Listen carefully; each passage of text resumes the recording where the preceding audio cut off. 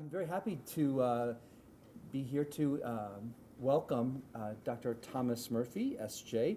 Tom and I go way back, well, pretty 15, 16 years. We lived together in 22 years to be exact, thank you. We lived together in Berkeley while we were in studies. Tom is a professor at Seattle University, associate professor at Seattle University.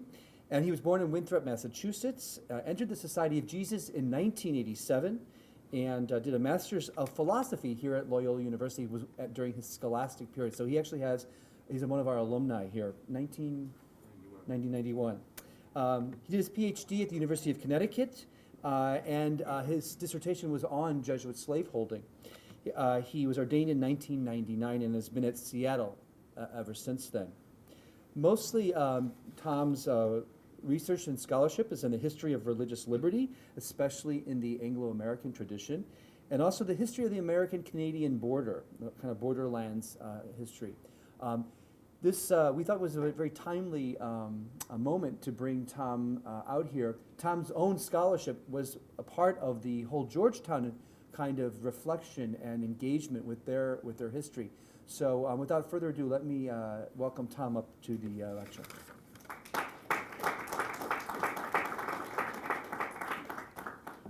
Thank you, Mark. Mark was my house coordinator when we lived together in Berkeley, but I still speak to him.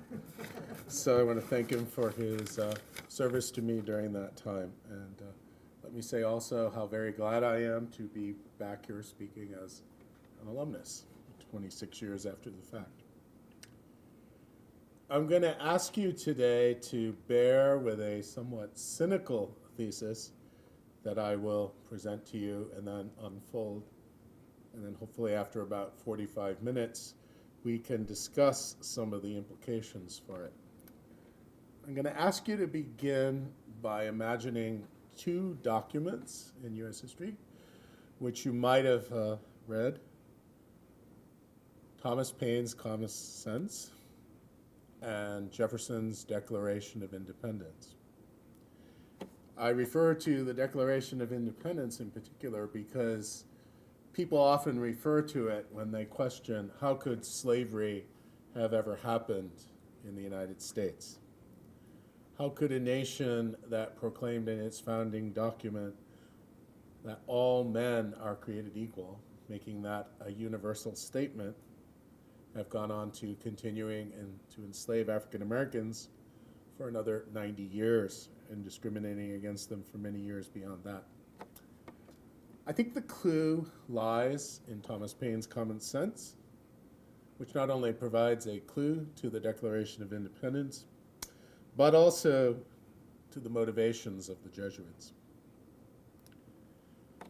There's a very cynical theory that has been circulating for several years now in professional scholarly circles about the Declaration of Independence, that the universal values proclaimed in the preamble were not so much a philosophical statement as an appeal for allies. And here's where Paine comes in.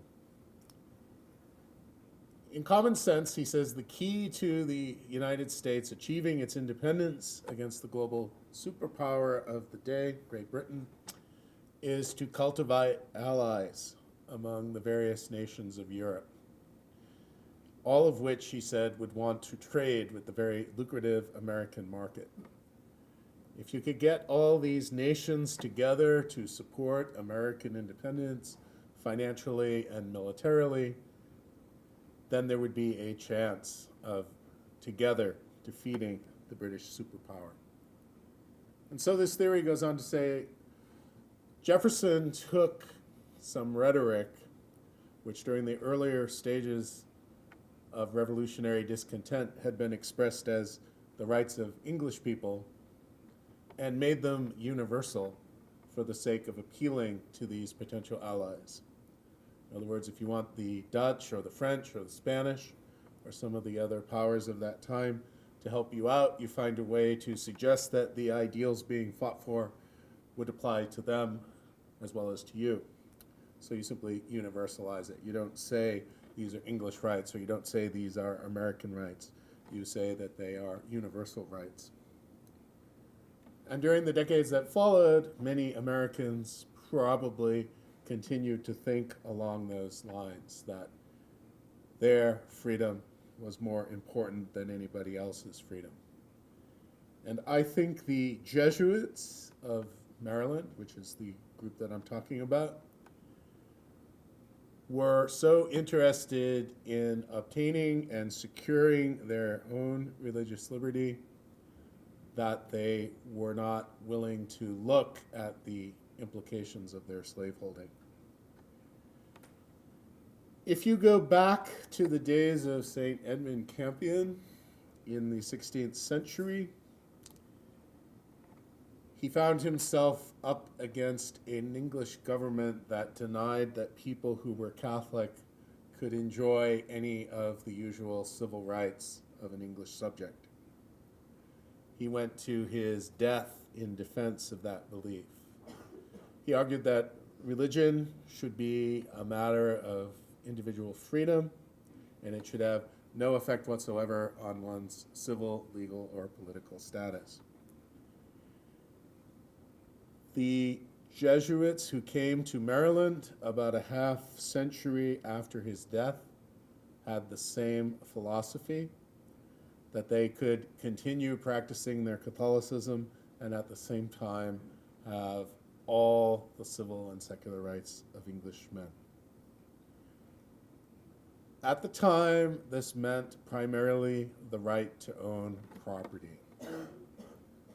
Colonial Maryland was an agrarian culture, an agricultural economy. If you wanted to get ahead economically in that colony, you had to own land, and you had to have people to work the land for you. Originally, this was done by indentured servants, but by the end of the 17th century, it had given way to a slave system in which the Jesuits fully took part. The earliest written documentation of a Jesuit owning a slave is in 1717. This practice continued until the Jesuits sold their slave en masse in 1838. After 1776, of course, the United States emerges as an independent country, which relatively quickly writes into its Bill of Rights the freedom of religion. But the Jesuits in Maryland continued to be insecure about the guarantee of this right. They continued to watch very carefully to see if it would be honored in the case of Catholics. And so they continued to assert their right to be property owners. They looked at the issue of abolitionism and they related it to nativism. They noticed that many, though not all, of the people who favored abolition were also talking about restricting immigration from Europe. And in many cases, this would mean restricting Catholic immigration. So just because the United States had become independent and broken with Great Britain and established formal religious liberty did not mean that the Jesuits felt secure in that regard. How did the Jesuits come to obtain their slaves? There are all kinds of ways this was done, but a great many of them came their way by gift, by benefaction. People who wanted to support the church in Maryland during colonial times found that a good way to do that was to offer their priests some servants. That way they'd be able to continue on the land and have a place where they could base themselves for the performance of their sacramental ministries. It was felt they needed to have plantations and farms in order to carry on the sacraments, in order to carry on any kind of contact with their flock. And so many of the slaves came by gift, and Few questions were asked about where the people giving the gift had got the slaves in the first place. They made a very clear distinction between slave trade, which they and the church technically condemned, and slave transaction. If you obtained a slave from an individual who was offering you one, either as a gift or for sale, you could do that. You wouldn't buy a slave directly from a slave trader, but you could take one from a member of your flock. There are other reasons that the Jesuits didn't look squarely at the slave problem. One of the most important is the internal politics of the church during that era. In 1773, the Jesuits were suppressed worldwide. They were restored in Maryland in 1805. They were restored in the rest of the world in 1814. During the time that there was no Society of Jesus in Maryland, those who had been members of the now suppressed society were still priests, and they still felt a sense of responsibility to carry on their ministry. The suppression did not deprive them of their sacramental ordination, which was for life. And they felt a sense of responsibility to their flocks and continued to feel that they needed to be based on farms and plantations in order to carry out that responsibility. Furthermore, in 1789, they created Georgetown Academy, the forerunner of today's university.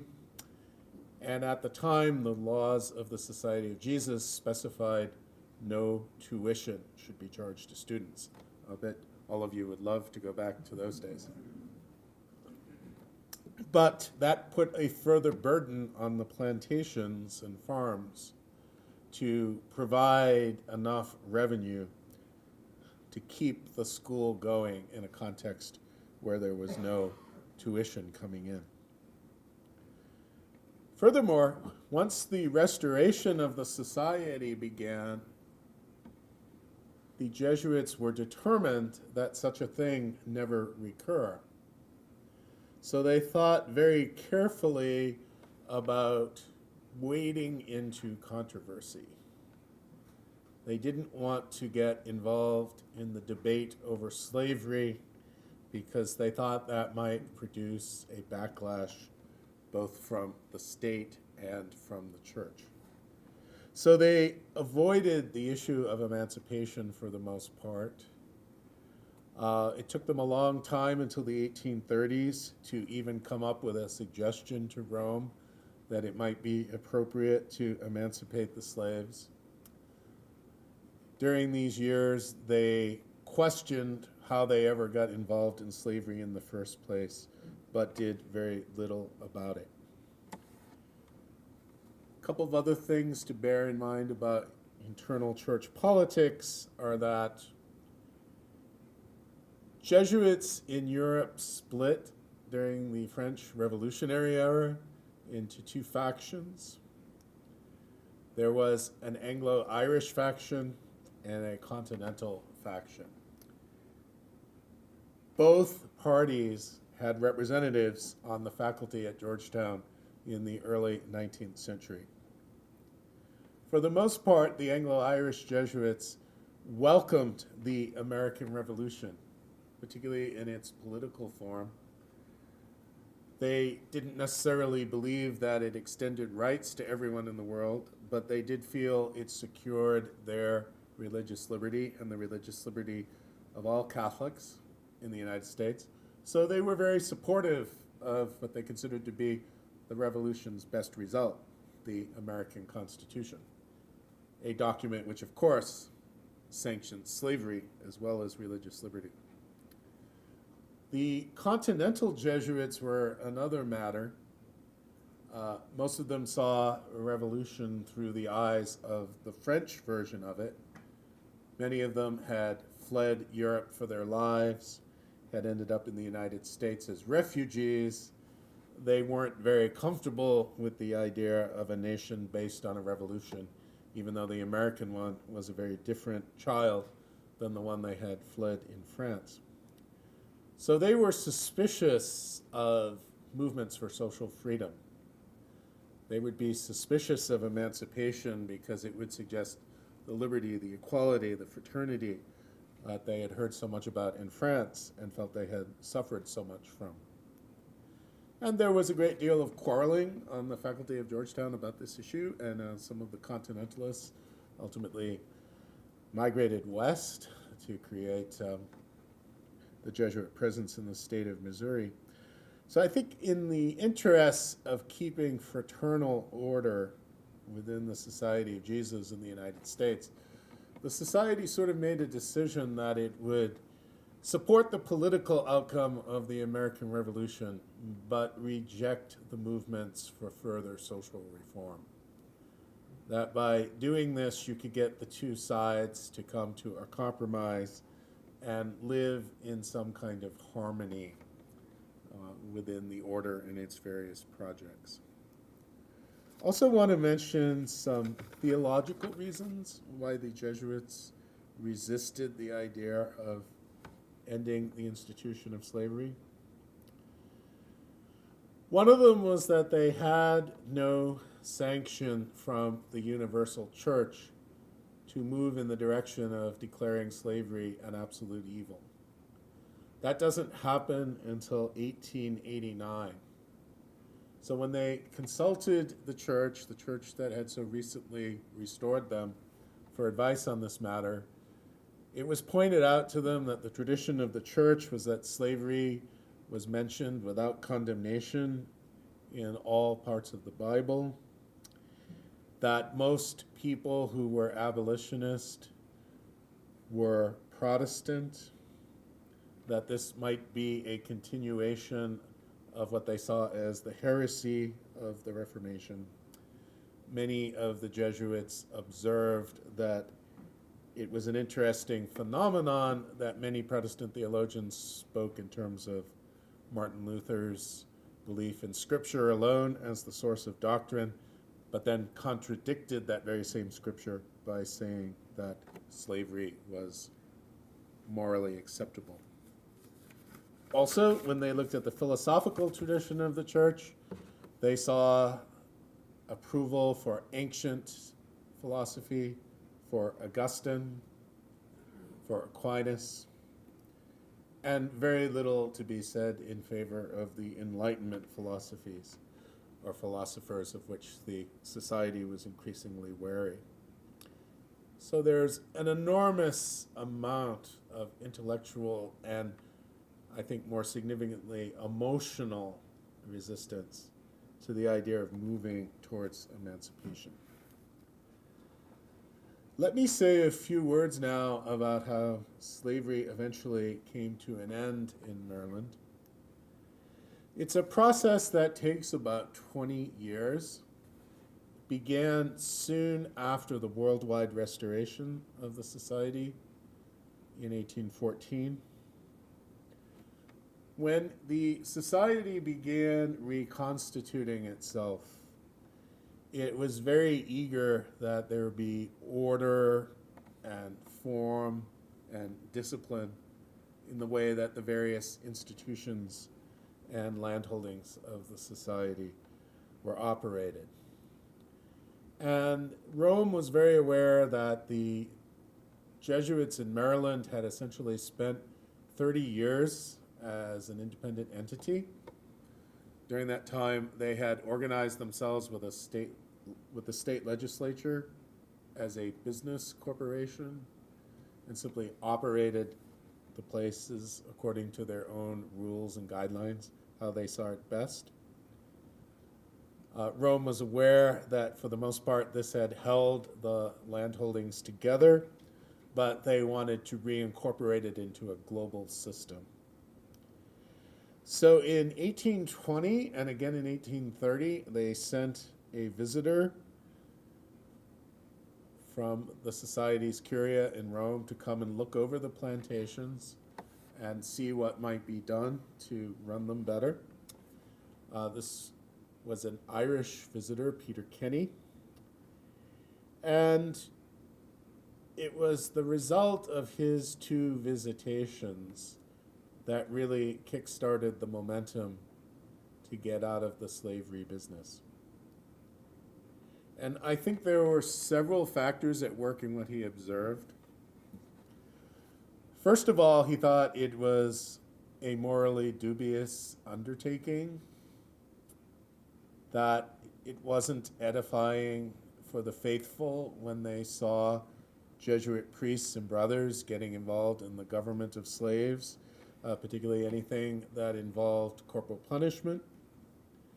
He's much more discreet about this next point, but he also seems to have had a fear of the possibility of sexual liaisons between Jesuits and slaves. He also thought that this was a potential source of scandal to non-Catholics in America, that if they wanted to kick up a fuss against the Jesuits in the United States, they might start criticizing their slaveholding and the style with which they conducted it. He also felt that this was a tremendous drain on the economics of the society, that Jesuits, for the most part, were not good business managers, that the farms were in perennial financial trouble. Now, many people looking at this point would say that, of course, plantations would be in financial trouble. The slaves weren't cooperating with the system, so they weren't productive. That is not the way Kenny interpreted what was happening. He thought it was due to the managerial incompetence of the Jesuits. And he didn't see an easy way for the Jesuits to solve that problem. So he gradually moves towards the idea that they should get out of slaveholding. But then he makes what I think was a mistake in terms of persuading Jesuits in the United States that this should be done. He was asked to report on how he thought the conditions of the slaves themselves were. And his conclusion relayed to Rome was that they are not treated well, but they are still treated better than any Irish tenants are treated at home by the British. So he thought the situation was serious, but not yet dire.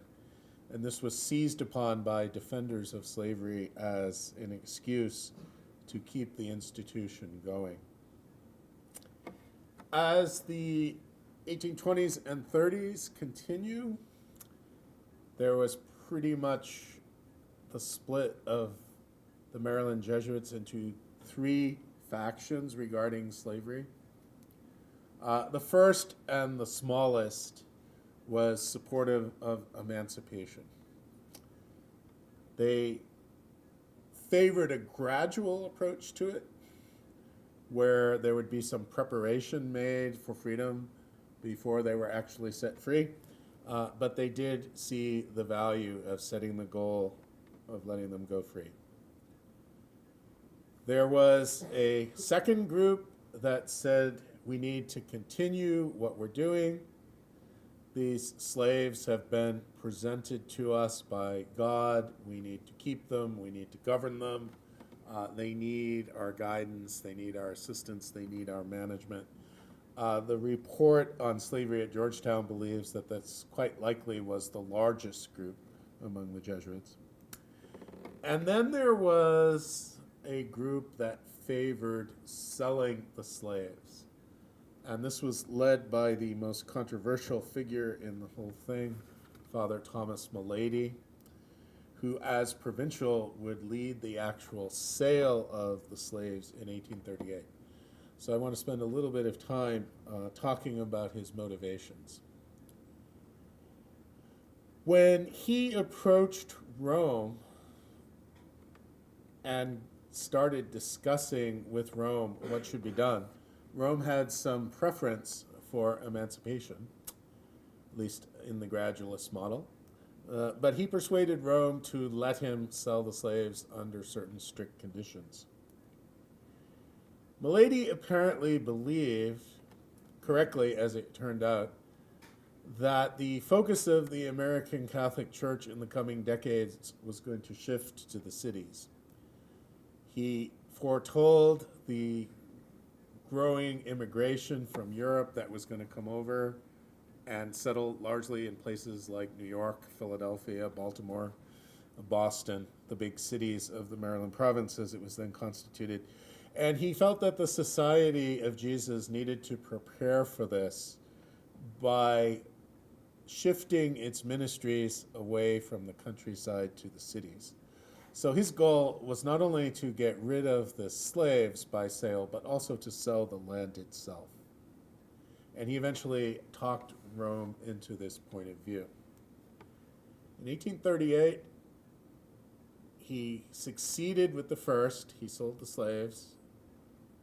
He was not able to succeed with the second because he ended up being removed as provincial because of the way he sold the slaves. As I said earlier, he was given very strict instructions by Rome as to how he was to carry out the sale. And one of those instructions was he shouldn't invest any money from the sale of slaves into development at Georgetown itself. It was felt that because this money involved the sale of human beings, the only proper disposition of the money was to offer it up to the church itself.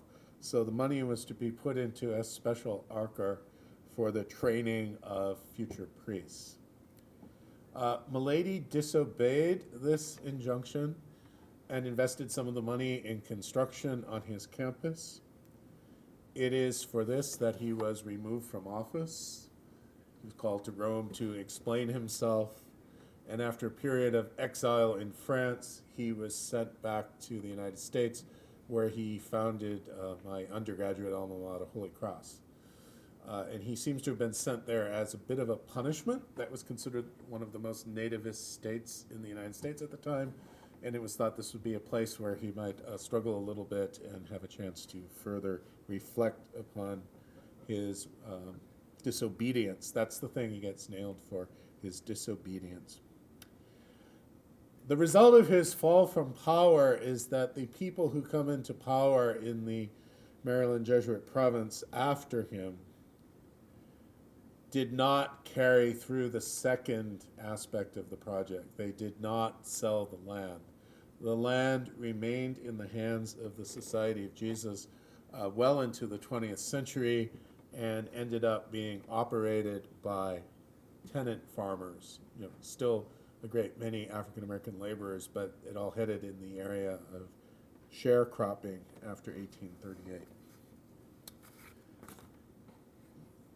The Georgetown report emphasized that I stand in the tradition of a first wave of scholars on this topic, mainly Jesuits who wanted to find out how the Jesuits thought about slavery, and more particularly, how they resisted the idea that it was a completely immoral institution.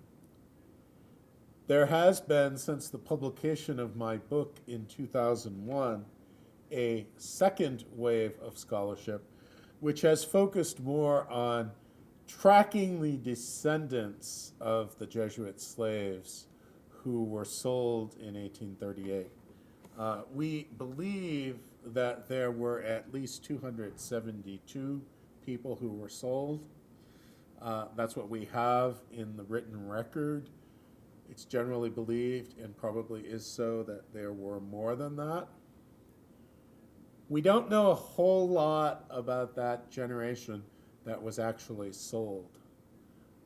We know that their fate was very tragic.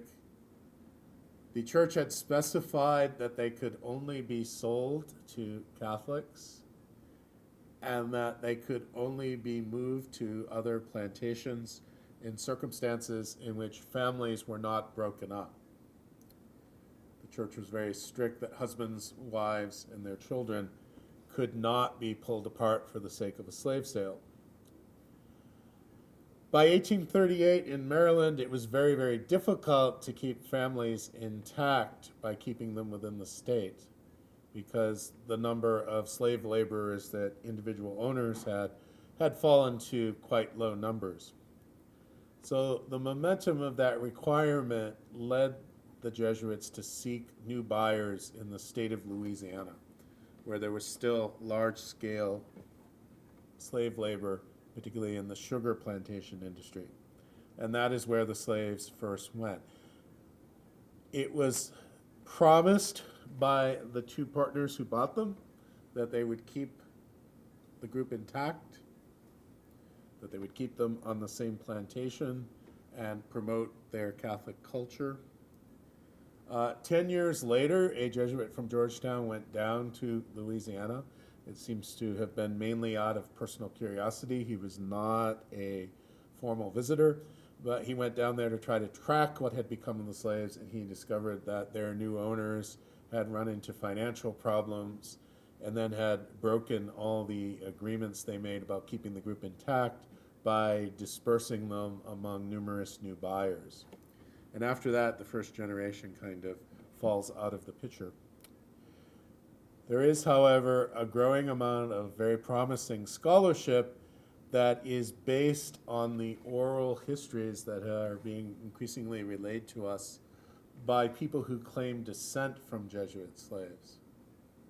When I did my dissertation, I focused on the written record, but I think there is a growing trust among slave scholars now that we can trust the oral histories that have been handed down generation upon generation.